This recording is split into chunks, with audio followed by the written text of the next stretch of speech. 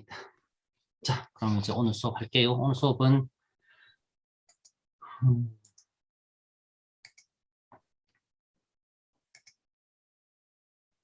지난 시간에 조금씩 못했던 것들 얼른 그것들 해치워버리고 그 다음에 이제 오늘 할 것도 이제 되는 만큼 하고 그렇게 하도록 하겠습니다.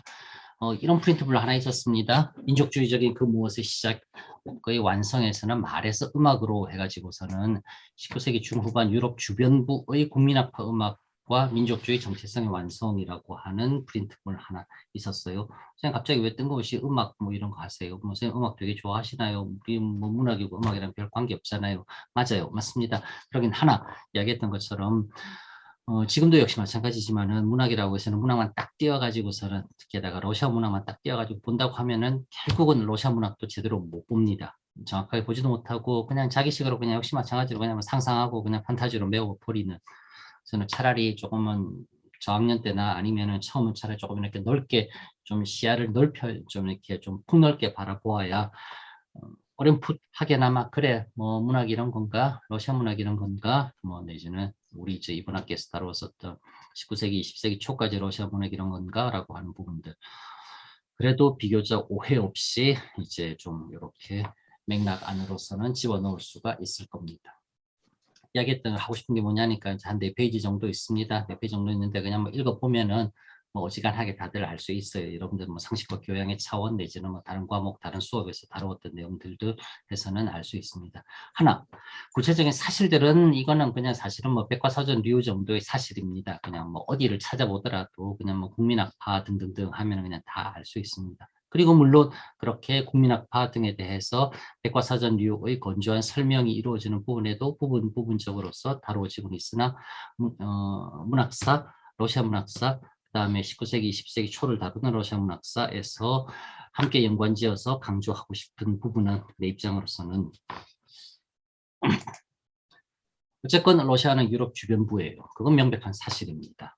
유럽이 아무리 그렇다 손치더라도 게르만 언어권, 로망스 언어권, 슬라브 언어권 세 개의 언어권으로 나누어지고 게르만 언어권에는 독일어, 영어 중심으로, 로망스 언어권에는 프랑스, 이탈리아어 중심으로, 그 다음에 슬라브 언어권, 그 슬라브 언어권에는 러시아어를 중심으로 해서는 뭐 이제 동슬라브, 서슬라브, 남슬라브 등등 이렇게 게르만, 로망스, 슬라브로 세 덩어리로 유럽이 나눠진다 하더라도 러시아가 속해 있는 슬라브라고 하는 것은 유럽의 주변부예요. 유럽의 쪽 사이드 지역입니다.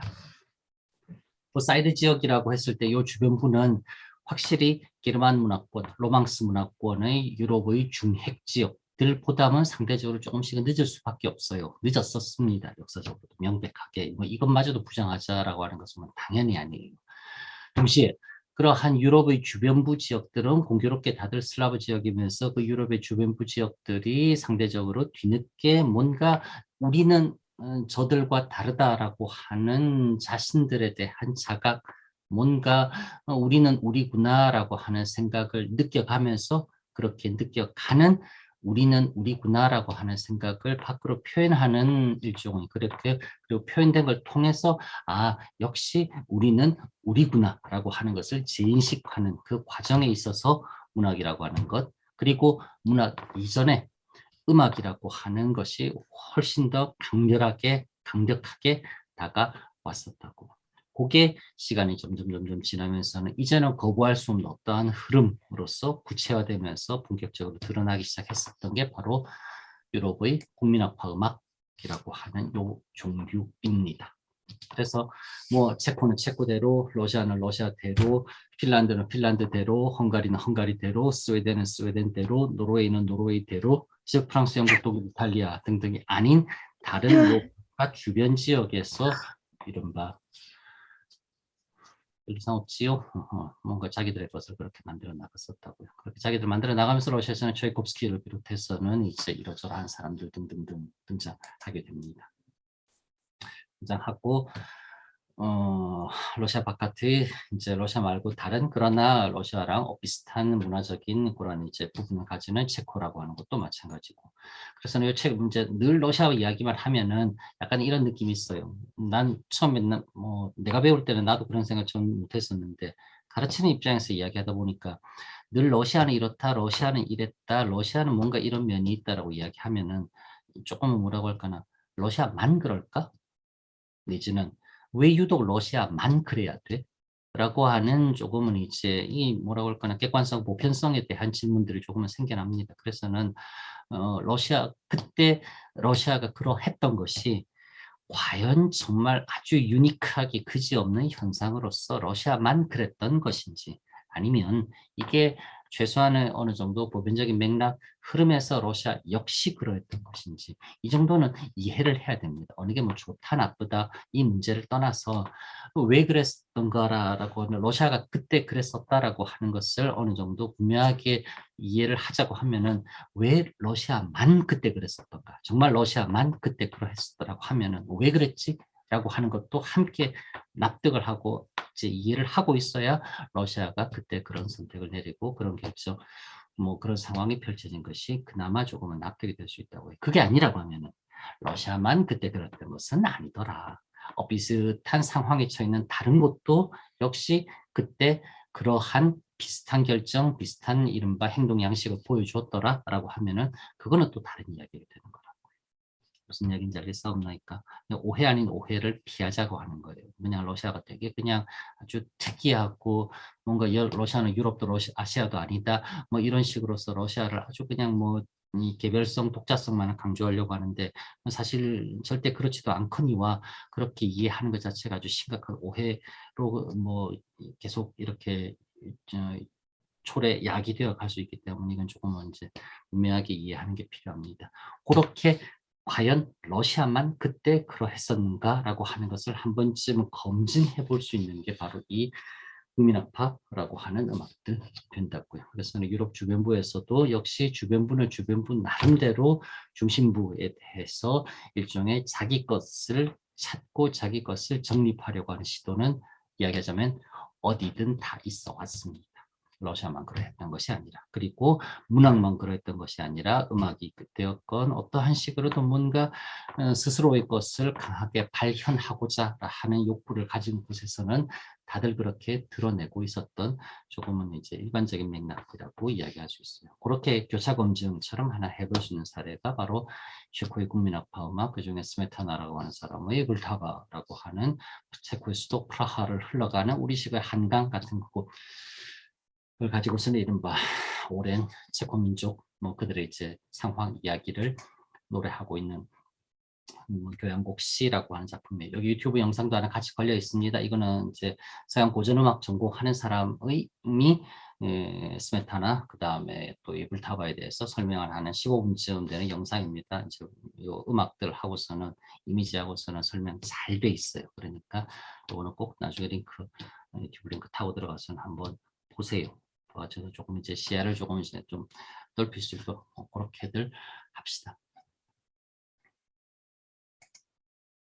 그다음에 여기 강조하고 있는 부분들은 여기 나와 있지요. 그래요.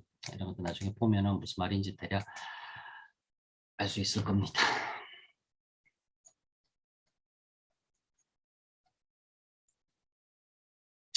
그다음에 뭐 지도에서 하나 이야기하자면 요게 이제 빨간 색깔로 표시되어 있는 이게 다뉴브강이라고 하는 강이고, 요 다뉴브강의 중상류, 여기가 게르만 문화권, 이제 다뉴브강 중상류의 게르만 문화권, 이게 뭐 이야기하자고 하면은 유럽 중핵부, 그리고 특히 음악이라고 하는 점에서 악기로 연주하는 기악이라고 하는 점에서는 여기가 있지만 가장 뭐 핵심 지역들 될 겁니다. 미닌 비엔나, 그 다음에 여기 이제 쭉 지나가면서 쭈리히, 잘츠부르크, 뭐 여기 스트라스부르크, 그 다음에 잘츠부르크도 지나가고, 잘츠부르크가 모차르트 고향이 있지요. 뭐 잘츠부르크 가게 되면은 모든 곳에 모차르트라고 붙여뒀어요. 서점도 모차르트 서점, 카페는 당연히 뭐 모차르트 카페, 레스토랑도 모차르트 카페, 약국도 모차르트 약국 등등등 그렇게 되어 있습니다. 그렇게 되어 있고, 그 다음에 여기 프라하라고 하는 곳, 요 엘베강이랑 연결되는 이렇게 흘러가는 강이 이제 몰다오강, 독일어식으로는, 그 다음에 체코식으로서는 불타바강이라고서 불리는 뭐 체코인들, 그들에게는 뭔가 자기들의 것 이렇게 이야기할 수 있는 것이 된다고요. 요걸 똑같이 그대로 옮겨놓자고 하면 이게 러시아에도 얼마든지 적용될 수 있는 거라고. 단 러시아는 이게 다른 유럽 주변부 국가 민족들보다 상당히 길고 상당히 강력했었고 상당한 성과를 객관적인 수준에서도 보여주었어요. 그래서 오히려 뭔가 러시아는 러시아만의 뭔가 아주 자기들의 어떠한 강력한 뭔가 그게 있더라라고 하는 오해 아닌 오해, 착각 아닌 착각처럼 받아들여진다고요. 하지만 러시아 역시 뭐 나중에 수업 제일 마지막 부분에 다시 한번 반복하겠지만은 밀려 들어오는 남의 것으로부터 자기 것을 찾고 자기 것을 좀 더 자기 식에 맞게끔 맞춰 나가려고 하면서 결국은 러시아는 자기 것을 더더욱더 개발할 수 있었던 그러한 상황. 그게 문학이라고 하는 부분에서 아주 선명하게 드러나고 일관되게 드러나기 때문에 문학사라고 하는 역사적인 변화의 관점을 살펴본다라고 하는 입장에서는 당연히 이제 좀 알아야 됩니다. 그리고서 좀 언급도 해줘야 돼요. 그래야 그게 이제 문학사다라고 하는 관점에서 이해했다라고 충분히 확인받을 수가 있습니다. 그래요. 그럼 그렇게 하고 그 다음에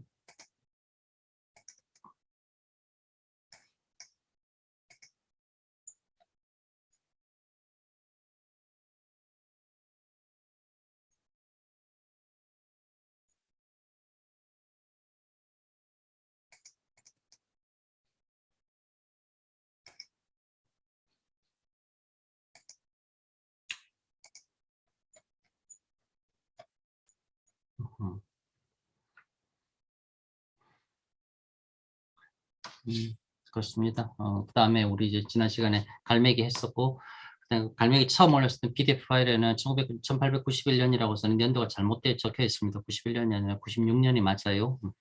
어쨌건 이제 90년대라고 하는 요 시기 세대 교체기로서 모더니즘의 도입부의 시기, 그 다음에 요 60년대, 70년대 그리고 80년대까지 흘러왔었던 리얼리즘이라고 하는 것은 이제 확연히 어느 정도 한풀 꺾이고 이제 애프터 리얼리즘이라고 하는 것이 한창 이렇게 활발하게 펼쳐지려고 하던 그 딱 교체의 시기가 됩니다. 그래서는 요 1880년대, 1890년대만 하더라도 이러저러한 수많은 이제 1890년대, 1900년대, 1910년대, 1920년대 본격적으로 활동하는 사람들, 뭐 태어났고 아니면 조금 이전에 일찍 태어났던 사람들 이제 본격적으로 이제 시 쓰기 시작하고 하면서는 요 1890년대가 1800년대 전체에서 1900년대 전체로 넘어가기 전에 요 1890년대가 또 일종의 교체 시기처럼 상대적으로 안정적이었었던 60년대, 70년대, 뭐 80년대 초반까지와는 달리 90년대에 들어오면은 이제 좀 어수선한 가운데서 역시 한 바칼레니에라고 하는 세대가 완연하게 퇴장하고 그 다음에 활동하게 될 그 다음 새로운 세대가 또 완연하게 등장하는 게 1990년대라고 하는 또 이때가 됩니다. 그래서는 뭐 사실 어떤 사람들이 태어나고 어떤 사람들이 뭐 죽었는가 등등등 해가지고서는 마지막에 하나 더 있으니까 보면은 어느 정도 확인도 할 수 있을 겁니다. 1990년대 이후 눈부신 시대를 써내던 사람들은 1890년대 초반에 모두가 다 사실상 태어납니다. 그래서 한 20살쯤 넘어가면서 이제 그냥 본격적으로 다 시대 쓰기 시작한다고. 약간 뭐 예외적 정도로 생각할 수 있을 만한 사람이 안드레이 벨리 블로크 두 사람 다 이제 10년 정도 일찍 뭐 상징주의의 가장 대표적인 인물들인데 이 사람 두 사람 정도만 1880년 같은 년도에 태어날까 나머지 거의 모든 사람들은 이제 또 다 그렇게 일찍 이제 나중에 태어납니다. 그 다음에 1892년이라고 하는 이제 1890년대 초에 이제 세 가지 사건이 동시에 벌어지니 그렇게 벌어졌던 사건은 취업이라고 하는 사람이 멜리 호포라고 하는 곳에 영지를 가꾸고 그 다음에 막심 고리키라고 하는 인물이 역시 이제 자신의 필명을 정말로 쓰다 그냥 아주 그냥 쓸 만큼 쓰다 가장 쓰다라고 하는 막시말나 고리카다라는 뜻에서 막심 고리키라고 하는 자기 필명을 정하고서는 본격적인 문필 활동을 하기 시작하고 그 다음에 메리주콥스키라고 하는 상징주의의 가장 먼저 등장하는 인물이 이제 우리 상징주의 내지는 우리들은 이전과는 다르다. 나중에 교재 책에 나옵니다. 라고선 또 그렇게 이야기하는 이제 일종의 선언문과 같은 이제 글을 또 쓰기 시작하고 그게 90년대 초에 마침 또 공교롭게들 그렇게 펼쳐지게 됩니다. 뭐 이게 뭐 사람이 영지 하나 사는 그게 무슨 중요한가 하니까 주민의 신분 상승, 계층 이동 및 불평등에 대한 자각의식이 고조되고 이로로 인해서는 결국 이게 1917년 러시아 혁명의 도화선처럼 은은하게 사회적인 분위기가 그렇게 숙성이 되어 간다고요. 그다음에 리얼리즘적인 전통이 새로운 국면으로서 전개가 시작되고 즉 그 이전 60년대, 70년대, 80년대 초반까지 하면서 뭐 도스토옙스키, 톨스토이를 중심으로 투르게네프, 다음에 또 곤차로프 등등 해서는 이제 리얼리즘, 전통적 의미의 리얼리즘은 이제 80년대 초중반으로서는 어느 정도 끝난다 손 치지만은 그러나 그 다음의 리얼리즘의 또 한 흐름으로서는 고리키라고 하는 사람에 의해서 시작되고 이 고리키라는 사람에 대해서는 뭐 이야기할 시간은 없지만 하나만 딱 이야기하자고 하면은 본인의 출신 자체가 이 사람은 정말 하층 출신이에요. 원래 그렇게 뭐 신분 자체가 비천한 사람은 아니었었지만은 자신의 생활 자체가 정말 밑바닥 하층민의 삶을 그냥 스스로가 몸소 겪었던 사람. 그래서는 이제 더 이상은 그냥 관찰과 묘사 내지는 온정적 시선 내지는 뭐 경멸의 대상 다양한 이제 한마디로 어디까지나 대상으로서 늘 관찰만 되었었던 그 하층민들 그들이 더 이상 이제 관찰의 대상이 아니라 그 사회의 가장 밑바닥 생활을 겪은 하층민 중에서 이제 자기가 직접 쓰는 사람이 등장했었다라고 하는 것 고리키에서 그게 고리키에서 이제 우리가 알고 있어야 될 가장 중요한 부분일 것 같습니다. 그 다음에 앞선 시대와는 완전히 다른 경향을 보여주는 예술적인 경향이 대두되는 등 모두 다음 시대를 예고하는 굵직한 사건들이 1890년대 초인 1892년 요 한 해에 벌어진다라고 하는 것. 즉 이제 1800년대 전체가 끝나가는 이 무렵쯤에는 조금은 공교롭고 어떻게 생각하자고 하면 마치 예정됐듯이 그렇게 뭔가 정말 이제는 뭐 시대에서 시대, 세기에서 세기, 세대에서 세대를 바꾸어주는 그러한 이제 사건들이 그 당시에는 뭐 의미를 미처 제대로 깨닫지 못했었지만 시간 지나고 나서 소급해 살펴보니 분명 1890년대 초에 결집되어서는 한꺼번에 맞물리듯이 벌어지기도 했었고 그렇다고 하면은 그건 하나의 시대적인 징후로서 충분히 읽어내야 되고 이해할 필요가 있습니다. 싸움나이다.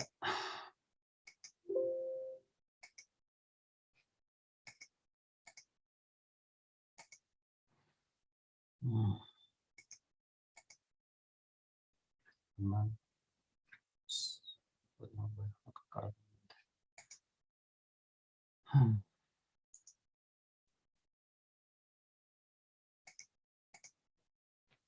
깔아야지 그러면 교재 읽겠습니다.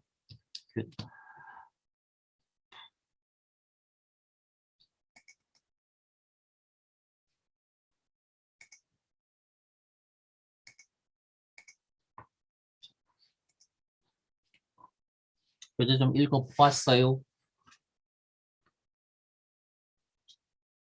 뭐 하루 전에 그냥 띡 던져주면서는 읽어라 라고 하면 그냥 뭐 안 읽어지지요. 읽고 싶은 마음 들다가도 뭐야 하루 전에 주면서 읽으라고 하고서는 지금 가뜩이나 시험 기간이라서 바빠 죽겠는데 라는 생각 들면 읽고 싶은 마음이 생기다가도 안 읽고 싶어지지요. 보겠습니다. 6장이에요. 6장. 우리 교재 보면은 이제 순서는 약간씩은 바뀌어 있다라고 하는 것은 이제 뭐 1학기 지난 학기 초에도 이야기했었고 이번 학기 개강에도 이야기했었습니다. 제라페, 도스토옙스키, 톨스토이, 취오블, 진선미 그렇게 이야기했었고 그 다음에 그렇게 가장 익숙한 1장 이제 러시아 문학에 대해서 이야기하고 그 다음에 돌아와서는 이제 순서대로 차례대로 그래서는 2장에서 뭐 이야기하자고 하면은 고대 문학, 중세 문학이라고 할 수 있을 만한 부분 이야기했고 그 다음에 3장에서 18세기 문학이라고 할 수 있을 만한 부분에 대해서 이야기했고 그 다음에 4장에서 19세기 앞부분이라고 하는 부분에 대해서 이야기했었던 것 같습니다. 그리고서는 이제 6장에서 새로운 언어들과 혁명에서는 19세기 마지막 부분 그 다음에 20세기 초로 넘어가는 요 19세기에서 20세기로 바뀌는 세기의 전환기라고 하는 부분에 대해서 이야기하고 있어요. 그러면서 요 세기 전환기라고 하는 부분이 이제 러시아 문학사에서 또 하나 매우 비중 있는 시기로 등장하는 푸시킨의 낭만주의 시대를 시의 황금 시대라고 말한다고 하면은 지금 요 19세기 말에서 20세기 초 넘어가는 요 시기는 그 황금 시대 다음에 벌어지는 뭐 이제 시의 아주 그냥 전성기라고 해서는 은세기, 금은 그래서는 은세기라고서 그렇게 이야기된답니다. 그 시대에 대해서 지금 이제 이야기하게 될 겁니다. 그래가지고서는 요 앞부분 짧게 나오는 여기가 이제 요 은세기라고 하는 것을 다루는 요 시대 요 챕터 전체에 대해서 서론처럼 그렇게 이제 들어와 있는 겁니다. 단조로움이 가져다 주는 지겨움이 세기말의 첫 현상이다. 세기말이라고 하는 용어 나오지요. 그렇습니다. 19세기 말에서 20세기로 초로 넘어가는 그 시대에 대해서 이야기한 거예요. 다양한 경향으로 새로운 진실을 모색하고 세기 말에 들어서는 문학은 이제 문학 자체의 범위를 살짝 벗어나 다른 예술 장르 언어와 서로 연합하여 자신의 진리를 외친다라고서는 그렇게 이제 등장하기 시작합니다. 그래서는 문학이 음악의 경우를 강하게 영향받고 문학이 건축이라고 하는 부분하고서는 또 그냥 강하게 암시 떠오르게 하고 문학이 미술이라고 하는 원리를 이제 직접적으로 받아들이고 뭐 이런 식으로 해서는 문학이 오히려 더 문학성을 극대화하기 위해서 문학 바깥과서는 이제 손을 잡고서는 실험 아닌 실험처럼 그렇게 새로운 형식의 시들을 막 열심히 쓰기 시작하더라니까요. 그게 19세기 말에서 20세기 초로 바뀌는 세기 전환기라고 흔히 말해지는 은세기 시대의 뭐 이제 현상이라고 이야기할 수 있을 것 같아요. 이들에게 있어서 조금 공통적으로 발견되는 현상은 지시 대상에 구속되었던 말의 해방을 노래한다라고 하는 거. 지시 대상. 그게 이제 언어라고 하는 것은 어디까지나 의미를 전달한다라고 하는 뭐 그 이전에 산문 소설에서 이제 중요하게 생각되었었던 그걸 떠나서는 언어가 왜 꼭 의미만을 전달해야 돼? 언어가 언어 그 자체로서의 기능이라고 하는 것도 얼마든지 생각해 볼 수 있을 거 아니야. 언어는 무엇보다 일단은 당연히 이거는 소리 있고 아무리 글로 쓰여져 있다 하더라도 언어는 일단 기본적으로 소리인 것이고 이 소리라고 하는 점을 생각해 본다고 하면은 언어는 얼마든지 다른 무엇인가 쪽으로 또 확장할 수 있을 거 아니야. 뭐 그런 것을 왜 하면 안 되니? 라고 생각하면서는 이제 어디까지나 의미에 그냥 꽉 묶여 있었던 이 언어라고 하는 가장 기본적인 성질을 갖다 좀 풀어주자라는 쪽으로서는 또 이제 공통적으로 다들 그렇게 생각하게 됩니다. 그래서는 새로운 말이 구체의 보편과 보편의 구체서에서 서로 확보하지 못해 이데올로기 생물이 되기도 하는 것을 집어보는 게 없다. 조금 이런 말은 무슨 말인가 잘 못 알아들을 수 있겠지만 뭐 참고로 이야기하자면 교재에게 좋습니다. 러시아 문학 전체에 대해서 맥락에 대해서 흐름을 이렇게 잘 짚어주는 책은 국내의 연구자에 의해 쓰여졌다라고 하는 부분을 떠나서라도 매우 흔치 않아요. 러시아 문학 전체에 대해서 그때 당대의 흐름을 정확하게 짚어주면서 문학과 연결시키면서 설명하고 있는 없어요. 그런 거니 나중에라도 뭐 다시 한번 언제 그럴까 싶지만 어쨌건 교재에서 설명되는 부분들 이거 상당히 다들 의미 있는 부분들이고 조금씩은 약간 모호하다 싶어서는 어렵게 여겨질 수도 있겠지만은 충분히 좀 읽어야 되고 읽을 필요가 있습니다. 새로운 언어들의 축제에서는 이제 본격적으로 이야기합니다. 1890년대부터 1920년대까지 한 30년쯤 되지요. 요 한 세대는 러시아 문학은 화려한 언어들로서 축제를 벌인다. 모더니즘이라고 하는 시기로 설명되는 이 시기 문학은 음악과 회화 그리고 건축의 언어와 만나서 그 풍족함을 더하고 그러한 문학의 이른바 전성기는 시라고 하는 장르에서 또 이루어진다라고 저는 그렇게 이야기하고 있어요. 즉 리얼리즘에서 소설이라고 하는 장르가 주된 장르, 지배 장르로서 부상했다라고 하면은 모더니즘이라고 하는 이제 리얼리즘 그 이후의 경향에서는 또다시 시라고 하는 것이 전면으로 부상하더라고요. 왜 그런가? 뭐 낭만주의 끝나고 난 다음에 시는 한물 간 거 아닌가? 라고 생각할 수 있겠지만은 오히려 소설의 전성기를 겪으면서 소설만으로는 해결되지 않는구나라고 하는 것이 또 느껴지더라고요. 갑자기 1번 나와 있는 거 열심히 잘 읽어보세요. 소설은 서로 다른 사건이나 인물이 동질성을 이야기하는 환유적 속성을 기반으로 한다. 소설은 그렇게 말했듯이 한 편의 장르인 것이다. 예를 들자면 쥐아브레스 라스콜리니코프의 삶과 소냐의 삶은 서로 각각 다른 존재의 삶임에도 불구하고 하나의 작품에서 다뤄진다. 라스콜리니코프는 이러한데 한편 소냐는 저러하다. 전쟁과 평화에서도 안드레의 삶은 이러한데 한편 피에르의 삶은 저러하다. 이렇게 소설이 이질적인 것의 균질성을 이야기한다. 서로 다르다고요. 라스콜리니코프는 소냐와 다르고 어차피 안드레이는 피에로와 다르고 그럼에도 불구하고 그 서로 다른 등장인물들의 공통의 측면, 즉 그들의 갈등을 빚는 그 측면에 대해서 두 사람을 끌고 들어와서 이야기하는 것. 이질적인 것의 균질성을 이야기한다라고 하는 점은 사회를 보는 어떠한 가장 보편적인 논리 관점이 존재한다라고 하는 것을 기본적으로 시사하는 것이다. 그래서 보편성이 소멸하고 공감이 불가능한 세기말의 시기에는 소설이 아니라 시가 부각된다. 즉 함께 나눌 수 있는 여러 다른 인물들이 함께 뭔가 사건을 벌이는, 그래서 갈등을 이야기하는 것에 대해서는 이제 서로 공감하기 힘들어지고, 그러다 보니 결국 시인이라고 하는 사람의 역시 이제는 시인 그 사람의 자신의 혼잣말로서의 독백이라고 하는 시가 다시금 소설의 시대 종말 이후 다시 등장하게 되더라고요. 그 이야기를 하고 있는 겁니다. 미르지콥스키라고 하는 사람은 1893년, 아까 92년이라고 했던 거 93년, 92년에 쓰고 93년에 나왔습니다. 일부러 논문 제목을 보여주고 있어요. 현대 러시아 문학의 쇠퇴 원인과 새로운 경향에 대하여 라고 하는 자신의 논문에서 낡은 언어의 청산과 새로운 언어의 부각을 선언하며 이렇게 언급한다. 낡은 언어의 청산된 낡은 언어는 소설적인 의미 중심의 언어. 그 다음에 부각되어야 될 새로운 언어는 이른바 의미에서 해방된 언어 그 자체의 기능을 최대한 발굴하고 뭔가 다시금 이제 시인이 어떠한 것을 표현하려고 하는 그러한 언어.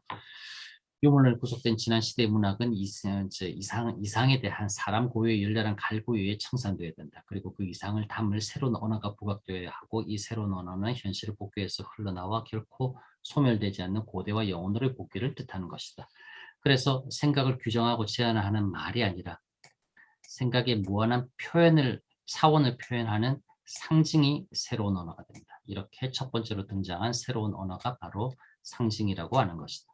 라고 해서는 상징이라고 하는 것을 들고 와서는 새로운 언어, 새로운 종류의 언어, 뭔가 언어의 언어성, 원래의 이제 언어가 가지고 있는 그 언어의 가장 본질적인 그런 이제 기능, 역할, 의의, 그걸 극대화하자라는 점에서는 언어를 상징과 함께 그렇게 이야기하기 시작하더라고요. 여기에 조금 볼까나요?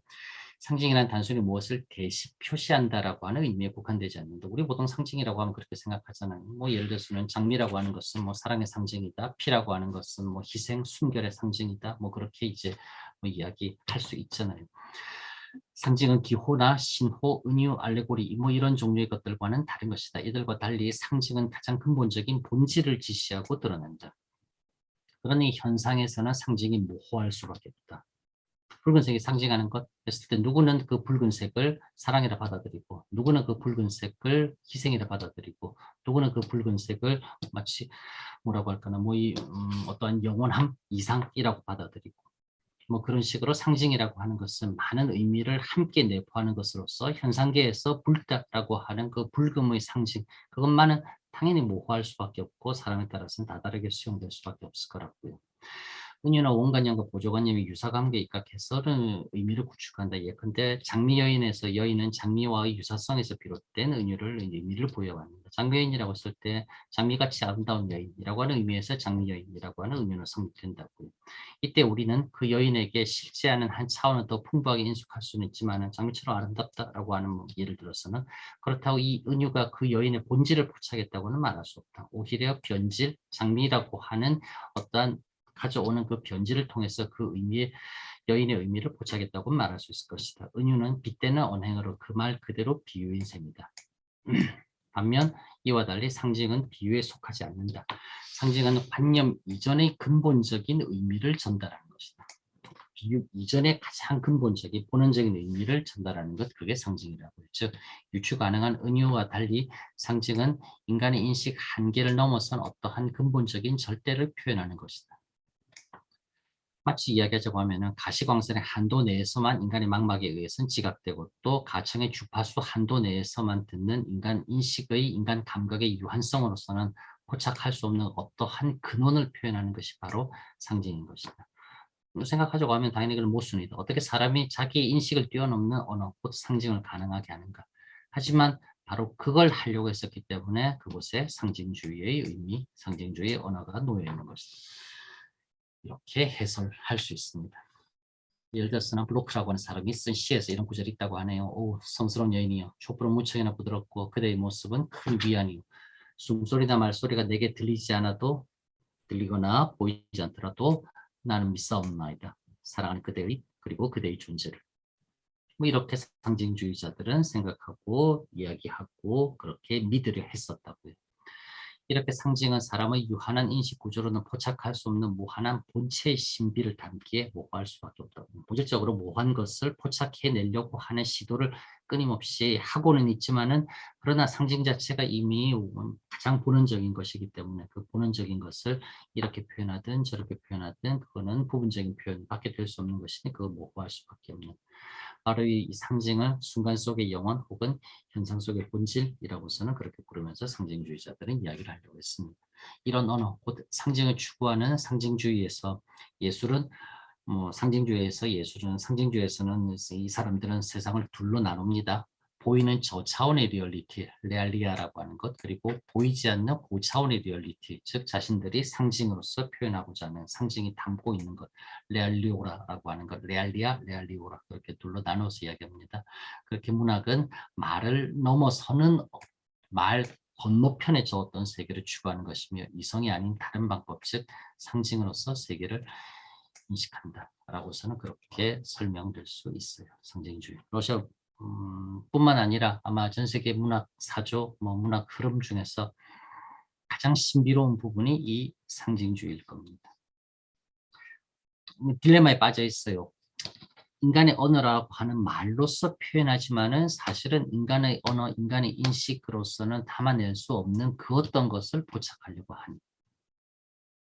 그러니 말로서 작업한다라고 하는 언어 예술가들, 시인이라고 하는 입장에서는 이 사람들은 매우 고민스럽습니다. 분명히 나는 사람들이 이해하려고 하면은 뭔가 나는 결국 말로서 표현해야 되는데, 그러나 내가 표현하고 싶은, 내가 표현하고자 하는 것, 내가 뭔가 인식했다라고 생각되는 그것도 사실은 언어로서는 설명조차 다 하기 쉽지 않은 것, 이런 상황. 이런 상황에서 결국은 상징주의자들이 기댈 수밖에 없는, 뭔가 상징주의자들이 언어 외에 다른 어떠한 출구로 흘러나갈 수밖에 없을 테고, 그렇게 언어 외의 다른 출구로 흘러나가는 지점이 음악이에요.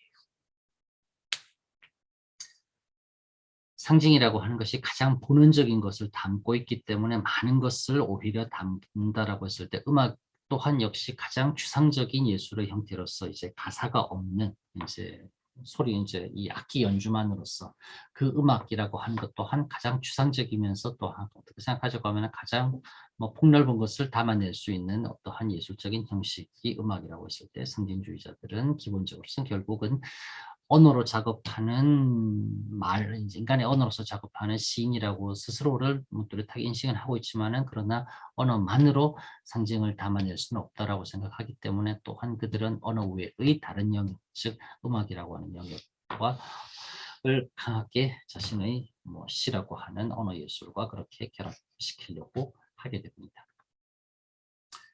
그래서는 상징주의자들의 가장 대표적인 신블로크라고 하는 사람의 말로서는, 말은 사람의 가장 깊은 영혼을 표현하는 데 있어서는 적절하지 못하다, 즉 모자람이 있다. 그런 말을 이용하지 않고 어느 영혼을 말하기를 원한다. 나는 뭔가 말을 초월한 말을 원한다. 결국 이렇게 말을 초월한 말, 언어를 초월하는 언어, 그렇게 그 언어를 초월하는 언어에서 상징주의자들은 이 음악이라고 하는 것과 그렇게 긴밀한 관계를 찾을 수밖에 없게 됩니다. 보이지 않는 세계를 감각하는 것은 결국은 소리이며 그 존재에 알리는 것은 소리이기 때문입니다.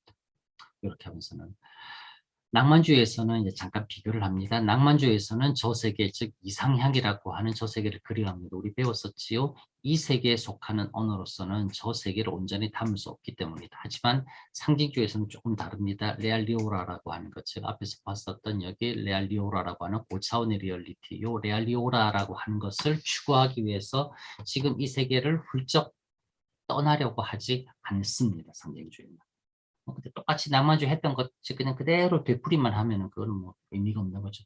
상징주의에서는 자신 뭔가 상징이 있다라고 생각되는 그 공간으로서는 불적 도피하듯이 떠나려 하지 않고 그렇게 고차원의 리얼리티인 레알리오라라고 하는 것을 저차원의 리얼리티라고 하는 지금 이곳의 속세 현세로 끌고 와서 이곳에서 새로운 현실을 구현하고자 그렇게 노력을 합니다. 상징주의자들. 그냥 낭만주의자들처럼 뭐 도피라고 말하기 조금 그렇지만 낭만주의자들처럼 이상의 향을 찾아서 떠나는 그런 것은 아니에요.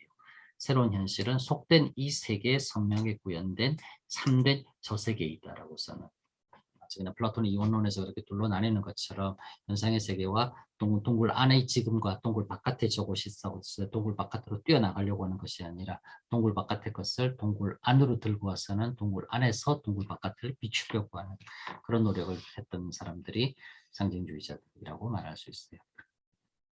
안개자욱한 아침에 잠에서 깨어나자 얼굴에 햇빛이 떨어진다. 바라던 여인, 아마 상징의 대상이 되겠지요. 그대가 나를 향해 현관으로 들어오는가? 라고 하는 시라고 하는 부분들. 그냥 이게 무슨 그런 거 아닌가? 라고 생각되지만은 상징주의자에게서는 아주 그냥 의미를 충만한 그런 이제 경우들 될 것입니다.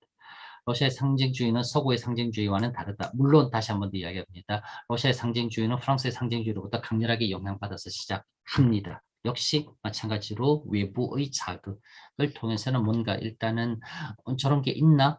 오, 쟤네들은 저렇게 쓰네? 야, 이거 이렇게도 표현할 수 있겠구나? 라고 하는 시작은 남으로부터 받습니다. 힌트는. 그러나 프랑스의 상징주의를 비롯한 프랑스를 비롯한 서구의 서구의 달리 러시아의 상징주의는 역시 러시아답게 자기화시킵니다.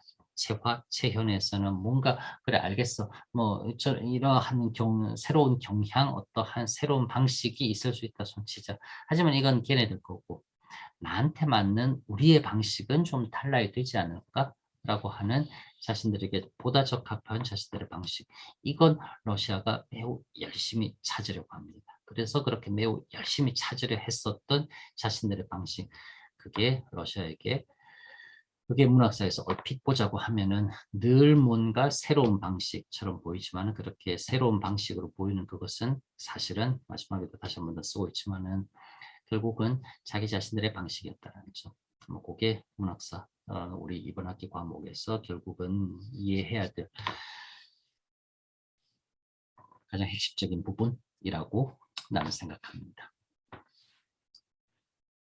초기에는 유럽 특히 프랑스의 데카당스라고서는 갈매기에 나왔었지요. 뭔가 이제 이리나까지 문화가 아주 데카당스한데 아주 그냥 세기말적인 퇴폐주의적인 염세주의적인 경향인데라고서는 자기 아들을 그렇게 비난하듯이 그렇게 그냥 놀리듯이 말했었던 그런 데카당스 아주 세기 말이라고는 19세기 말 19세기 말로 저물어 갈 때 그냥 아주 마치 세상 오늘 다 산 듯한 그냥 이제 뭐 내일은 없는 듯한 그래 이제 그냥 뭐 향락과 퇴폐에 빠지는 아주 그냥 뭐 이 감각적인 분위기 그런 걸 뭐 데카당스하다 그렇게 이야기하지요.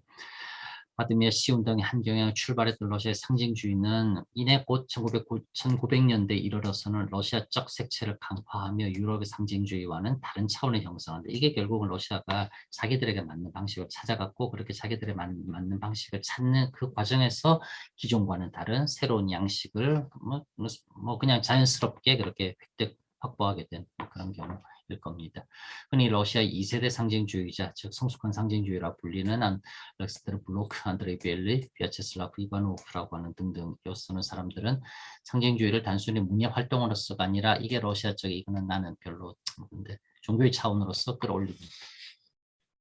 결국 상징이라고 하는 뭔가 아주 모호한 듯 싶지만은 아주 그냥 본질적인 것, 가장 근원적인 것을 찾는 사람들은 늦으나 빠르나 기본적으로 결국은 종교라고 하는 영역으로서 많이들 수렴할 수밖에 없는 것 같기도 합니다. 그래서 사실은 나는 상징주의가 별로 나하고는 안 맞다라고 늘 느끼면서는 상징주의하고 살짝 거리를 두려고 하지만 종교의 차원으로서 그렇게 인도되고 그냥 종교의 차원으로서만 인도되는 게 아니라 또한 러시아인들에게 종교라고 하는 것은 이거는 일종의 약간의 이른바 메시아주의적인 일종의 뭐라고 할까나 러시아적인 선민 사상으로서 귀결합니다.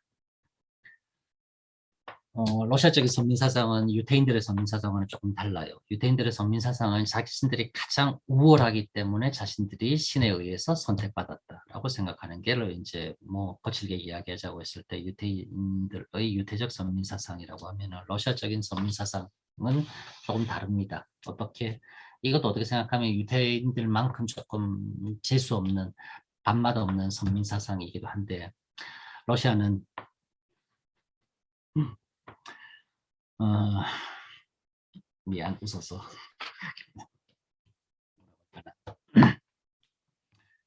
비웃는 게 아니라 그냥 세계를 구원하기 위해서 우리가 가장 큰 고통을 감내하겠다. 이게 러시아적인 선민사상입니다. 세상 인류 모두를 구원할 수 있을 만큼 마치 2000년 전에 온 그 갈릴리의 청년이 33살의 나이에 십자가에 못 박히면서 인간 모두를 위해서 죄를 대속했던 것처럼 모든 인류의 죄를 사함을 받기 위한 그런 끝없는 고통과 시련을 견뎌낼 수 있을 만하며 결국 그것을 견뎌내고 인류 전체를 구원을 위해서 단 한 민족이 만약에 그러한 모든 고통, 시련, 순환을 감내해야 된다면 그건 러시아입니다. 이게 러시아적인 선민사상입니다. 특이하지요. 그 러시아적인 선민사상의 정점에 서 있는 사람이 도스토옙스키입니다. 이게 러시아적인 선민사상이에요. 뭐 좋다, 나쁘다, 싫다, 뭐 잘못됐다, 너네들은 왜 그래? 그런 것을 논하는 차원 계제가 아니라 러시아인들에게서는 그러한 경향이 아주 강하게 드러납니다. 이거 뭐 어떻게 할 수가 없어요. 뭐 그 사람들 그러면 어떡하겠습니까?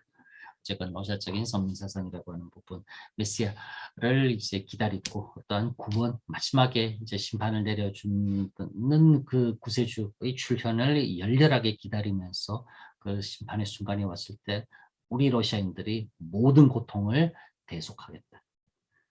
인류를 위해서. 이게 러시아인들의 생각. 그러한 생각이 상징주의자라고 하는 이 사람들 1900년대, 1910년대 아주 강하게 등장합니다.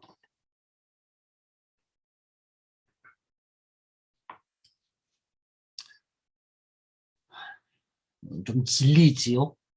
질려요. 그렇게 좀 질린다 싶을 때 그 다음 흐름으로 또 이제 등장합니다. 미리 이야기하자면 모더니즘에서는 세 흐름이 있어요. 지금까지 살펴본 게 제일 먼저 등장했었던 상징주의라는 흐름. 그 다음에 등장하는 게 아크미즘이라고 하는 또 다른 흐름. 그 다음에 등장하는 게 미래파라고 하는 흐름. 거의 뭐 시차는 없습니다만 그래도 약간씩 이제 사이를 두고서는 등장합니다. 어쨌건 뭔가 그 이전까지 의미를 전달하고 사상, 관념, 철학 이런 걸 전달하는 매개로서 소설이라고 하는 문학 양식이 뭐 복무했다고 하면은 공공의 이익에 복무했다라고 하면은 어후 너무 힘들다. 너무 그냥 머리 터질 것 같아. 미치겠어. 꼭 그렇게 문학 작품이 그렇게 그냥 머리 쥐어뜯는 이념이라고 하는 것, 막 이런 것만 이야기해야 되냐. 라고서는 살짝 이제 그냥 차라리 뭔가 쓰임으로써 도구로서 언어를 하지 말고 언어 그 자체의 뭔가 좀 생각해 보자. 이러면서 언어 그 자체를 생각하자면서 결국은 언어라고 하는 것은 또한 가장 본원적인 것. 이걸 포착하는데 언어가 그 역할을 해야 되지 않겠냐라고 생각해서 등장한 상징주의가 시간 지나면서 러시아적 상징주의로 진로를 잡아가면서 종교적인 구원론에 강하게 이끌리자 역시 그것으로부터 그러한 종교적인 본론으로 경도되는 상징주의에서도 발 빼는 사람들이 당연히 생겨납니다. 왜 그래야 됐고? 그렇게 뭐 하지 말자면 하지 말자고 해서 너네들은 그렇게 하는데 그거는 사실 나는 하나도 다를 바 모르겠다야 하고서는 이제 상징주의라고 하는 것의 흐름과는 명백히 결을 달리하는 다른 사람들이 등장하기 시작하니 이 사람들은 뭘 대신하는 언어가 아니라 언어 그 자체의 언어성이라고 하는 것. 이걸 우리 다시 생각하자. 문학이 언어가 이념을 전달할 것도 아니고 문학이 언어가 상징이니 뭔가 구원이니 하는 것을 전달할 것도 아니고 언어는 언어 그 자체로서 참 이게 별것 아닌 말 같지만 말은 말 그 자체로서의 그 말의 하나 그 말 자체의 의미라고 하는 것 그것만에만 가장 충실하죠. 이렇게 주장하는 사람들이 등장하고 그 사람들을 아크메이즘이라고 부릅니다. 아크메이즘이라는 아크메가 그리스의 아크메스다 하는 것으로서는 어떠한 이제 절정이라고 하는 그런 뜻입니다. 그래서 그냥 그 말의 의미, 그 원래 그 자체, 그 단어 그 자체의 뜻을 가장 중요하게 생각한다. 그런 의미에서 아크메이즘이라고서는 그렇게 이야기되기 시작했어요. 마치 세상을 처음 태어나가지고서는 세상에 처음 태어난 인간이 세상을 바라보는 것처럼 아주 맑고 순수하고 그 어느 것에도 오염되지 않은 순수한 사물과 순수한 언어의 1대1의 대응관계, 그리고 그러한 1대1 대응관계에서 의미의 중첩, 거기에서 결국 일어나는 최종적 의미작용, 그걸 우리 시로서, 언어로서 표현해보자 라고 하는 게 아크메이즘이라고 하는 일체의 이념, 주의, 사상에서부터 벗어나려고 하는 아주 그냥 거의 극단적인 순정운동, 이게 아크메이즘의 시작, 출발이라고 할 수 있습니다. 만재 슈정함이라고 하는 사람의 첫 시집 제목이 돌이에요. 제목부터서는 예술의 탄생을, 언어와 문화의 탄생을 읽게하는 세 편의 시로서 시작하는데, 돌이라고 하는 첫 시집의 첫 시가 이렇습니다. 나무에서 떨어진 과일이 조심스럽고 아득한 소리, 숲의 깊은 고요가 내는 끊임없는 선율을 가르며. 이게 시예요. 한편의 시. 요 소리라고 하는 거. 나무에서 툭 떨어져서는 그냥 사람의 발길이 닿지 않은 아주 그냥 태고적 원시적 공간인 듯한 그 숲. 거기에 나무 열매가 익어서는 그냥 저절로 툭 떨어지면서는 깊은 숲에 울리는 그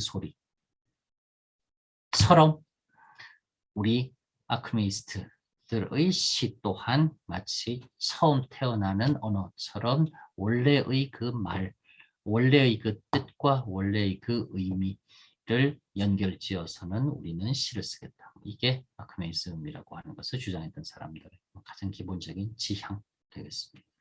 돌이라고 하는 첫 시집 제목은 좀 알아놓으시옵소서. 왜?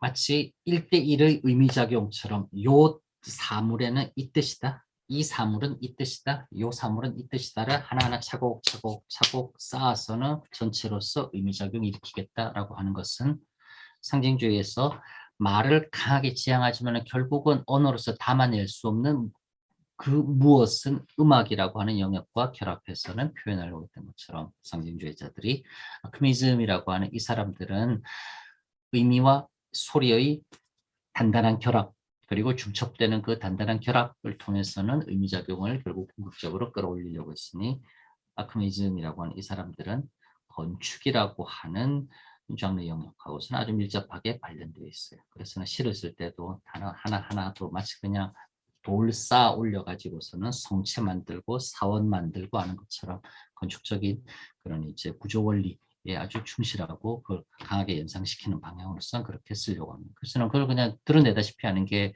첫 시집의 제목이 돌이잖아요. 가멘이라고 하는 돌이라고 하는 점. 이건 처음 시작부터서는 뭔가 단단한 언어를 지향하겠다라고 하는 상징의 다름 아니라고 생각할 수 있습니다. 한편 과거의 낡은 언어와 완전히 단절하는 새로운 언어의 극단에는 미래주의가 있습니다. 이제 그냥 이 아크메이즘까지 끝나고 아크메이즘까지 그냥 다 싸잡아가지고서는 어찌되었건 어차피 그는 낡았어, 이렇게 한들 저렇게 한들 그거 역시 그냥 뭐 조금 뭐 임시응변, 임기응변 내지는 뭐 이제 변질에 불과해. 정말 혁신적인 실험이라고 하는 것은 모든 것을 물어 돌리고 아무것도 없다시피 한 곳에서 전혀 새로운 것으로부터 출발해야 되더라고 하는 극단적인 개혁 혁신론자들이 등장하니 그 사람들은 이름부터가 미래파예요. 우리는 시시하게 여지껏까지 이어져 온 것들, 그것으로부터 뭐 어떻게 안 한다. 우리는 그냥 본격적으로 앞만 보고 내달려 나가버리겠다. 뭐 이런 의미에서 미래파입니다. 미래파는, 미래주의는 언어의 기존의 틀을 파괴하여 정립된 새로운 언어의 극단의 놈입니다. 이거는 나중에 시 보여주겠지만 완전히 달라요. 이 새로운 언어는 의미에서 해방된 자족적 언어이다. 그냥 그것 자체로서 의미가 있다. 이제 의미와의 결합, 뭔가 의미를 넘어선 어떤 본원적인 의미로서 상징, 그걸 언어로 담아내려고 한다. 그러다 그게 언어로 잘 안 담아지니까 뭐 음악 가지고 와가지고 어떻게 해보려고 한다. 언어라 의미라고 하는 것, 다음에 소리라고 하는 것, 그거 1대1 결합을 뭐 단단하게 만들어 가지고서는 뭘 보여주겠다. 우리는 그딴 것 필요 없어. 의미는 의미라 하고서는 의미를 훌쩍 넘어가 버리는 완전히 의미랑 별개랑 존재한다. 고도 충분히 말할 수 있는 그 자체로만으로의 언어를 갖다가 우리는 새로 만들어내겠노라. 라고서는 그렇게 그냥 야심차게 선언합니다. 그 사람들을 이제 미래파, 미래주의라고서 이야기해요. 그래서는 그 사람들은 뭐 초이성어 하면서 막 그렇게도 이야기한답니다. 대중의 취향에 따귀를 때리기 위해서 현대의 기선에서 푸시킨, 도스토옙스키, 톨스토이를 내던져 버리자 뭐 이렇게 주장하는 아주 극단적인 사람들 뭐 등장합니다. 그래서 이들을 그냥 아방가르트, 전위라고 하는 뜻에서 그렇게 말하고 뭐 칸딘스키라든지 뭐 이러한 그냥 좀 예술가들 이야기할 수 있어요. 시대의 선봉에 선 예술가의 선각자, 선구자 정신은 바로 이러한 미래파들의 러시아에서는 마치 예술에서 혁명 을 주장하던 것은 결국은 혁명의 예술로까지 발전하게 되고 그렇게 혁명이라고 하는 정말 여지껏 존재하지 않았었던 그 어떤 새로운 세상을 주장하는 이념을 또한 뭐 뒷받침하는 그런 논리처럼도 활용되게 됩니다. 그래서는 혁명이라고 하는 것은 이제 곧바로 연결이 되더라고요.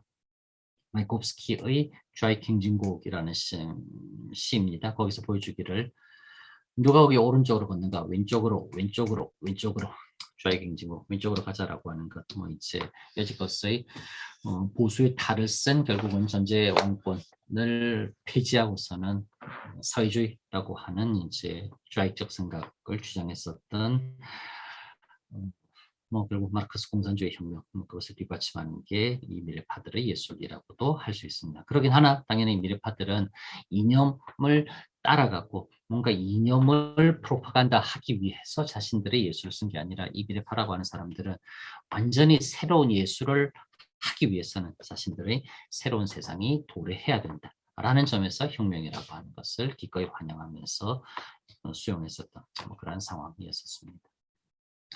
세 차례 거친 러시아 혁명과 1905년 피해 일요일, 그다음에 1917년 2월의 1차 혁명, 1917년 10월의 2차 혁명, 그거 말하는 겁니다. 저널을 보내 마이콥스키는 새 것을 향한 언어, 기존 질서를 전복하는 혁명의 벅찬 만남을 노래하고 기존 제도를 뒤엎고 새 제도를 세우는 혁명이라고 하는 것은 새로움을 숭상하는 그들에게 미래파들에게는 희망 그 자체였었다. 그래서는 결국은 현실도 새로운 언어를 진입하는 일종의 희망의 현상이었다. 등등등 이야기를 그렇게 할 수 있습니다. 아마토가에 대해서는 이건 조금 이제 뒤 넘어가는 부분이니까 그렇게까지 말하고 이제 여기가 이제 결론입니다. 이렇게 살펴본 것처럼 이제 19세기 말에서 20세기 초로 넘어가는 모더니즘의 그 계열에 있어서 제일 먼저 등장했었던 상징주의, 그 다음에 아크메이즘, 그 다음의 미래파, 이들 공통점은 새로운 언어에 대한 지향이었고 그러한 새로운 언어는 그 자체로서는 인류의 소중한 문화이다. 당연히 순간의 영혼을 낳는 상징이나 지성적인 문화의 시원한 아크메이즘, 파괴의 질주의, 파괴하며 질주하는 초이성어나 모두 지시된 대상에서 해방된 초관례의 언어이다. 즉 뻔하게 의미론적으로만 통하던 그 언어는 벗어나려고 한다고요. 바꿔 말하자면 문화의 새로운 가능성을 안고 있는 것이다. 그럼에도 이렇게 평가할 수 있습니다. 이들의 강박에 가까운 새로운 것에 대한 추구는 이바노프라고 하는 사람이 노래했던 것처럼 이바노프라는 사람이 노래했던 것처럼 아무도 없는 산 정상에 여명을 입은 눈, 아름다운 푸름 속의 영혼성의 서약, 우리들로서 그렇게 만들 수도 있다. 지금 무슨 말이냐니까 햄릿의 대사처럼 말들이 세계에 그치면 말이 되는 것이다. 언어로의 절대 귀착은 현실에서 일탈의 언어 속으로 유폐되는 현상을 낳을 수도 있다. 부작용처럼 그렇게 이야기하지요. 그래서는 소비에트 영화 감독 타르코프스키는 예술의 방법을 요거는 조금 뭐 한 번쯤 생각해 볼 만한 부분입니다. 타르코프스키는 예술의 방법을 예술의 의미와 목적과 혼동하는 것은 경계해야 된다. 단순히 새 것만을 추구한다라고 하면은 그러한 종류의 이러저러한 전위적 실험은 사실은 무의미하고 비도덕적이다라고도 불과할 수도 경고했다. 새 것 추구를 일관할 경우 닥칠 언어의 감옥 속에 갇히는 위험을 염두에 둬야 된다는 말로서는 이해할 수 있을 것이다. 그렇게 나와 있습니다. 마지막 부분은 요거는 이제 저자가 조금 이제 붙여놓는 뭐 그러한 부분일 것 같아요.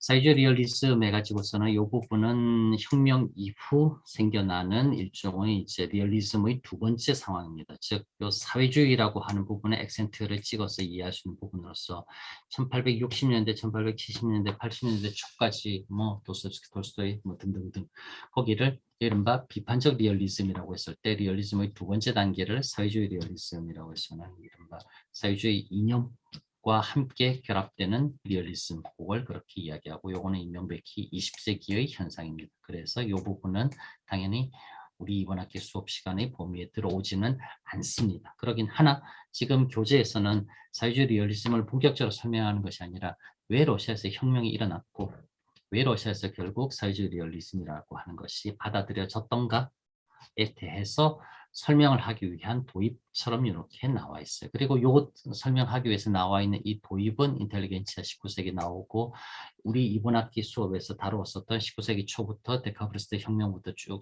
데카브리스트의 남부터 시작해서는 쭉 내려왔었던 19세기 현상을 여기 다 일단 한번 쭉 훑어주고 있어요. 그래서 요거는 읽어보시옵소서.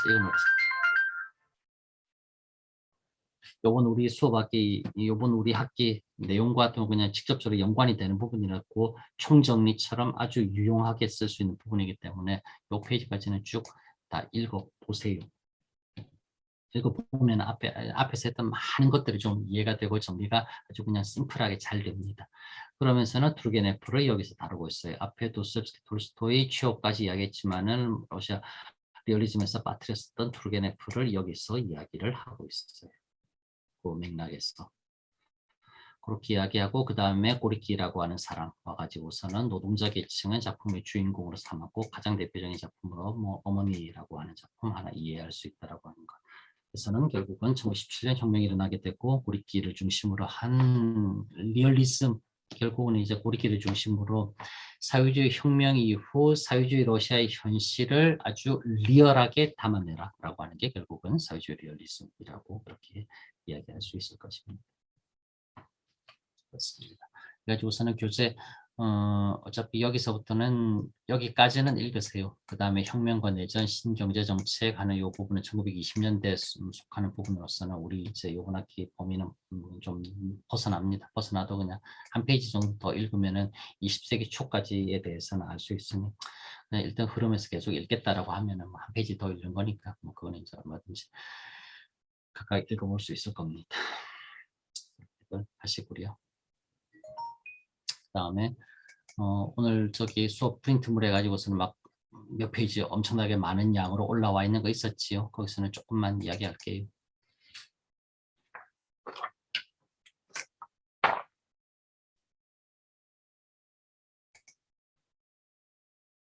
음.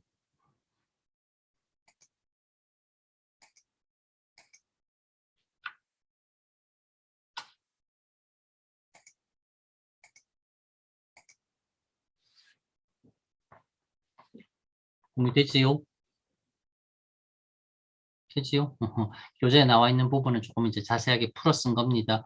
풀어 썼는데 어차피 뭐 늘 이야기하는 것처럼 그냥 문장체로서는 쭉 풀어 쓴 거기 때문에 그냥 읽으면은 큰 문제 없을 겁니다. 뭐 특별히 어렵거나 뭐 그러지는 않으리라라고 생각 들어요. 교재에서 압축적으로 이제 가장 핵심적인 부분들은 진술했고, 그 해당하는 부분들을 프린트에서는 좀 더 자세하게 풀어 쓴 거니까 보는데 그렇게 어렵진 않을 겁니다. 일단은 그래서는 첫 번째 이렇게 크게만 5개 나눴는데 다시 한번 바깥으로부터의 영감 그리고라고 하는 게 이제 외부로부터의 자극으로서는 이제 유로부터 들여져 오기 시작하고 그렇게 주어진 외부의 자극에 대해서 반응하는 내부로부터의 반응의 과정에서 러시아 모더니즘이라고 하는 1890년대, 1900년대, 1910년대, 20년대 초까지 한 30년 동안의 이제 세계가 바뀌는 그 경계 시기에 걸쳐져 있는 어떠한 새로운 시쓰기 운동이라고 하는 것 이야기합니다.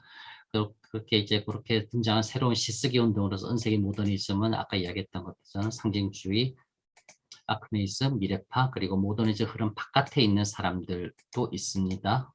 이제 그러한 경우들도 함께 이야기할 수 있을 테고 그 다음에 새로운 시대와 새로운 예술을 하는 부분은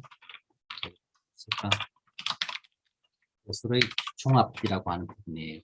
상징주의가 이제 언어와 음악 그 다음에 아크메이즘이 언어와 건축, 그 다음에 미래파가 언어와 미술과의 즉 문학 바깥의 영역, 다른 장르의 예술과 결합을 시도했던 것처럼 이제는 예술과 예술 전체가 거의 그냥 하나의 아주 그냥 복합적인 형태로서는 합치되어서는 뭐 무대 예술의 형태로서는 즉 발레라고 하는 종합적인 무대 예술의 형태로서는 등장하게 되는 그게 또한 이제 19세기 말 20세기 초 요 세기 전환기의 큰 특징이라고 말할 수 있어요. 그렇게 하고 이제 마지막 이번 학기 우리 수업에 대한 마무리로 이렇게 구성이 되어 있습니다. 나머지 때는 시의 예들이기 때문에 페이지 수는 많아도 나머지는 그냥 이제 시들이기 때문에 그냥 조금 이제 예시처럼 그렇게 살펴보면 될 겁니다. 앞부분에서 교재 잘 나와 있는 거니까 다시 이걸 뭐 되풀이하지는 않겠습니다.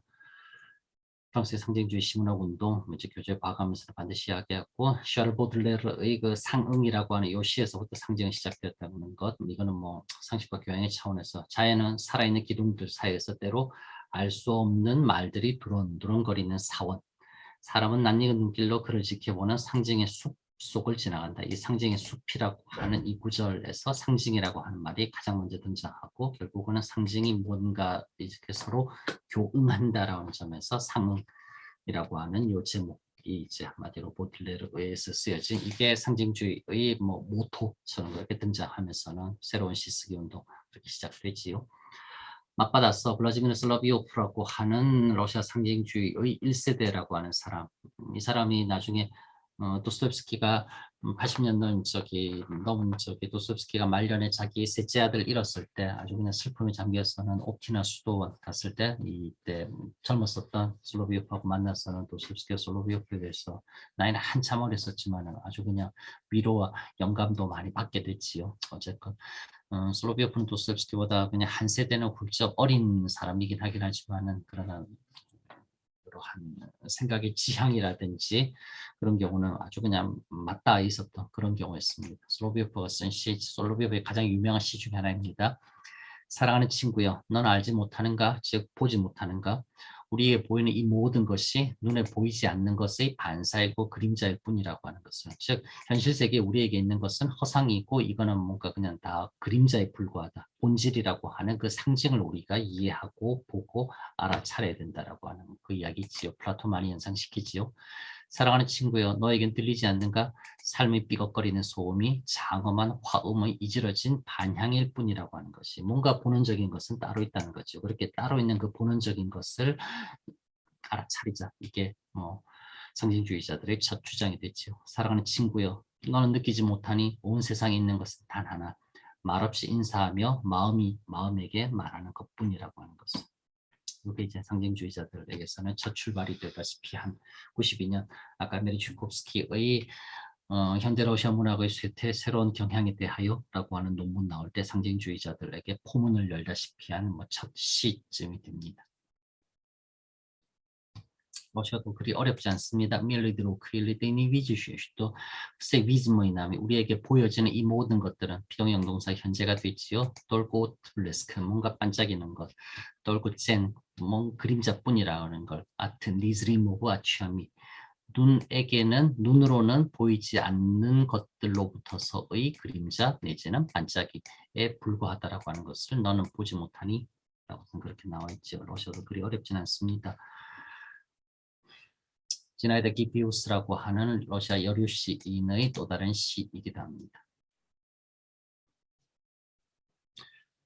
새로운 정신을 담아낼 수 있는 새로운 말의 탐구에서는 은색이라고 하는 러시아 모더니즘의 흐름 해가지고서는 자세히 설명해 두고 있어요. 문장형으로 풀어서는 그냥 최대한 쉽게 풀어서는 쭉 쓰고 있으니 읽어보면은 어지간하게 다들 이해할 수 있을 겁니다. 크게 뭐 어렵다든지 그래도 뭐 조금 어려운가 싶어도 한 두 번, 세 번 읽어보면은 그래 뭐 이 말인가 보다라고 하는 것 어지간하게 다 이해할 수 있을 겁니다.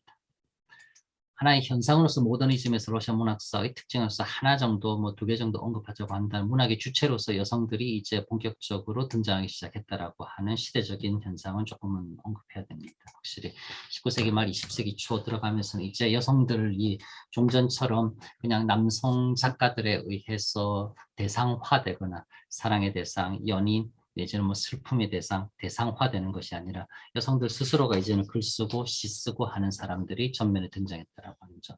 그냥 글 쓰고 시 쓰는 사람들뿐만 아니라 이제 뭐 19세기 말 20세기 초 요 상황에서는 러시아 여성 공예가도 등장하고 여성 화가도 등장하고 여성 음악가도 등장하기도 하는 등 이른바 뭐 말 그대로 현실상 뭐 사회의 절반으로서 여성들이 이전의 피동적인 상태에서 이제 매우 능동적으로 자신들이 주체적으로 생산하고 창조하는 입장으로서도 19세기 말 20세기 초에는 등장합니다. 그래서는 안나 아흐마토바, 마리나 츠베타에바, 지나이다 기피우스 등등 최고의 시인들은 여자들이 오히려 훨씬 더 많기도 했었던 뭐 그런 게 얼마든지 뭐 이제 사실로서 그냥 존재하는 그런 경우입니다.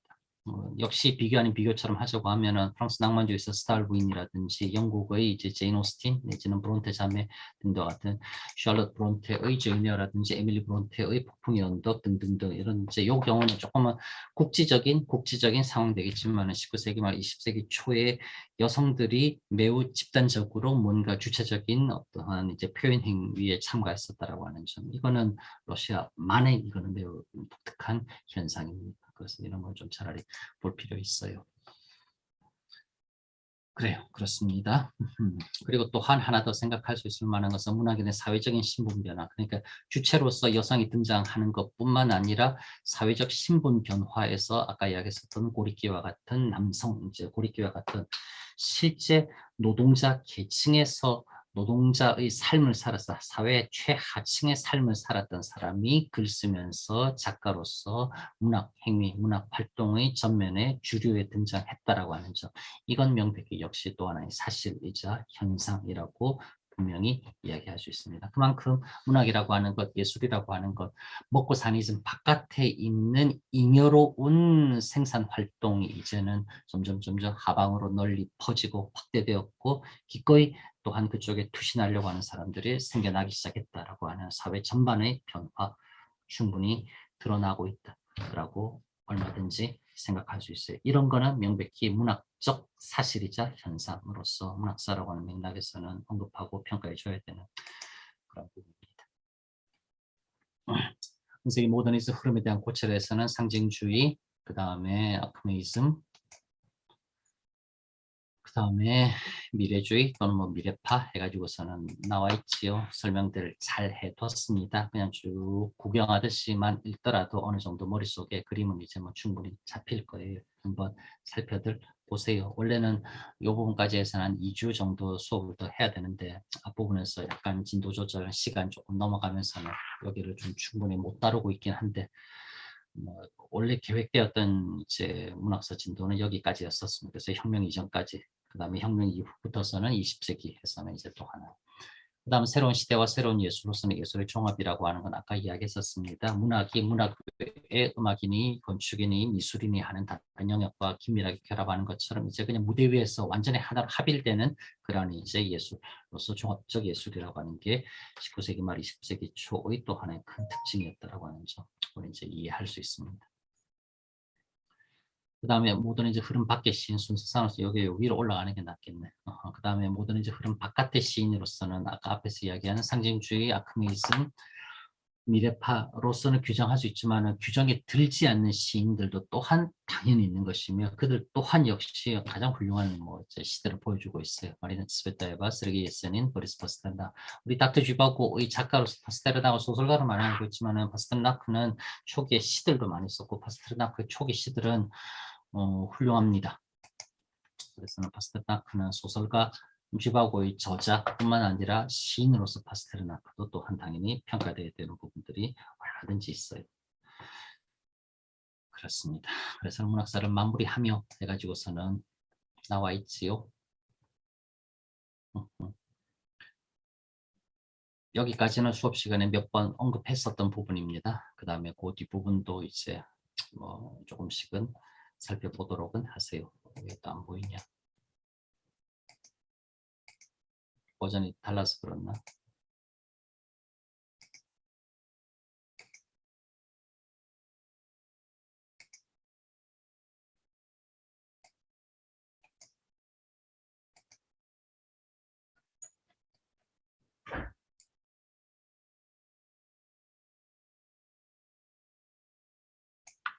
안 보이는 거 이겁니다.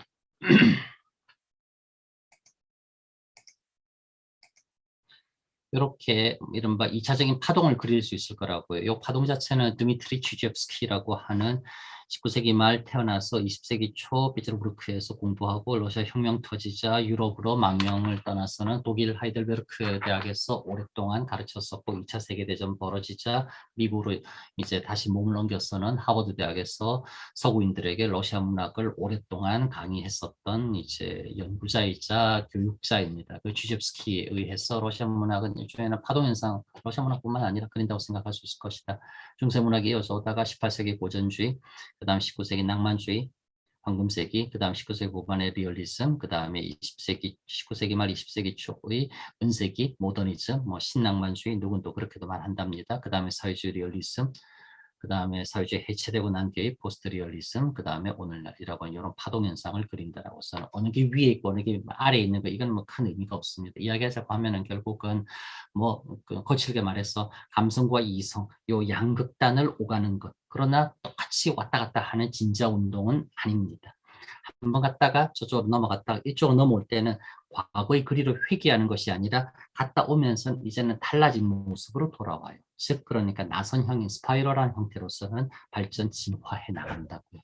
계속 똑같은 양지점을 시계추처럼 왔다 갔다 하는 이게 아니라 한쪽에서 다른 쪽으로 갔다가 또 다른 이쪽으로 넘어오는 것 같지만 그쪽으로 넘어올 때는 같은 지점으로 오는 것이 아니라 이제는 달라지적하고 다시 이쪽으로 갈 때도 역시 이전에 똑같은 지점으로 그대로 회귀하는 것이 아니라 다른 지점으로 가고 그래서는 빙글 이렇게 나선형처럼 돌아나가면서 발전하는 형태, 파동 형태를 그릴 수 있다라고 하는 것이 뭐 이제 쥐접스키라고 하는 뭐 그 사람의 생각이기도 했었고 문학사라고 하는 역사적 발전의 경로 과정을 추적한다라고 했을 때는 한 번쯤 생각해 볼 수 있을 만한 부분이지 않을까 여겨집니다. 그래서는 늘 강의 계획서도 적혀 있고 늘 이야기했던 것처럼 어쨌든 문학이라고 하는 것은 그 문학이 탄생했으나 그 당대와의 사회적인 관련 즉 수평적인 연결이라고 하는 소셜 본드라고 하는 생각하지 않을 수 없어요.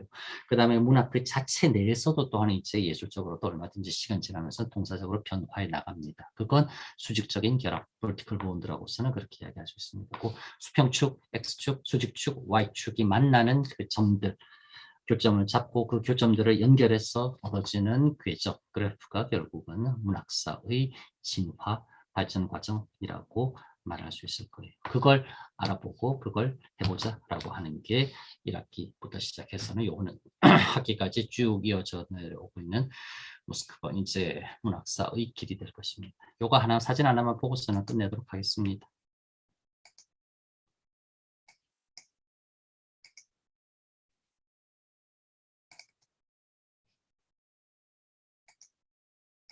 보이나요?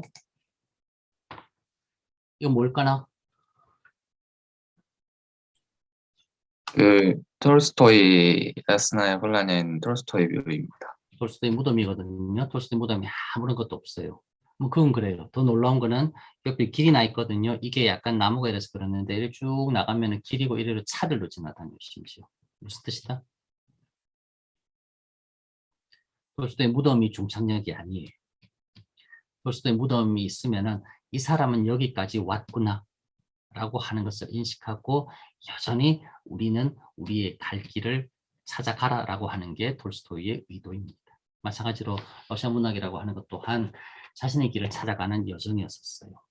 언제나 출발은 남의 것 가져 들어옵니다. 출발은 가지고 들어오나 가지고 온 남의 것을 내 것으로서는 충실하게 내 것으로 완전하게 소화하고 그렇게 소화된 그 내 것으로서 뭔가 늘 자신의 길을 찾으려 했었다. 그게 결국은 모르는 입장에서 우리가 봤을 때는 뭔가 새롭다 여겨지지만은 러시아인들 그들의 입장에서 보았을 때는 언제나 외부의 타자 그리고 내부의 나 자아와 사이에서의 결국은 나의 것을 만들어가는 그 과정이었었던 것이었어요. 그렇게 러시아 문학사 이해할 수 있지 않을까 나는 생각합니다. 여러분들도 그래도 대학이라는 곳에서 전공으로서 문학이라고 하는 것을 배우고 문학사라고 하는 것을 배웠다고 하면은 끊임없이 주어지는 외부로부터의 어떠한 이러저러한 조건, 삶의 변화, 현실이 나에게 가하는 압력들 그 속에서 결국은 흔들리지 않고 중심 잡고 결국 나는 내 길은 어떻게 찾아 나가야 될 것인가 있다라고 하는 부분은 종이에서 책으로 학문이라고 하는 것을 머리로 배웠다고 하면은 결국은 나의 삶에서는 그걸 어떻게 투영시킬까라고 하는 문제로 생각할 수 있을 겁니다. 그걸 해보려고 매우 애를 쓰고 노력하는 게 결국 우리가 대학에서 해야 되는 일이지 않을까 그렇게 생각합니다. 마지막 시간이라서 나는 매우 리투얼한 의미에서 오늘 일부러 보기는 되게 우스꽝스럽겠지만 심지어는 나비 넥타이까지 메고 왔어요. 그만큼 이제 마무리라고 하는 것 또한 중요하고 그 자체가 매우 의미 있다라고 하는 것에 대해서 다시 한번 확실하게 방점을 찍고 싶은 것입니다. 기말 리포트까지 마무리 잘 해서는 수업 시간에 배워서 것이 듣고 흘려버리는 것이 아니라 결국은 내가 내 것으로서는 만들어서는 나에게 도움이 될 수 있도록 그렇게 각자들이 마지막 마무리까지 열심히 잘 해보도록 합시다. 23일 목요일 아침 9시부터 리포트 면담 30분 정도 미리 좀 준비해가지고서는 리포트에 대해서 구체적으로 이야기 나눌 수 있도록 하겠습니다. 리포트 이렇게 쓰는 거랍니다 라고 하는 핵심적인 내용은 15분 정도의 녹화 영상으로 만들어서는 다음 월요일쯤 리포트에 올려놓을 테니까 기말고사 끝나고 리포트 어떻게 써야 되나 라고 했을 때 그 영상 먼저 보고 아 저런 식으로 리포트 써야 되는구나 하면은 감 잡고 준비해 가지고서는 다음 목요일 23일 만나 가지고서는 리포트에 대해서 이야기하도록 합시다. 한 주 동안 고생 많았습니다. 애 많이 썼어요. 내년 3월이 어찌 될지 모르겠지만은 어쨌건 이번 학기는 이렇게 해서는 마무리하는 걸로 합시다. 고생했었습니다.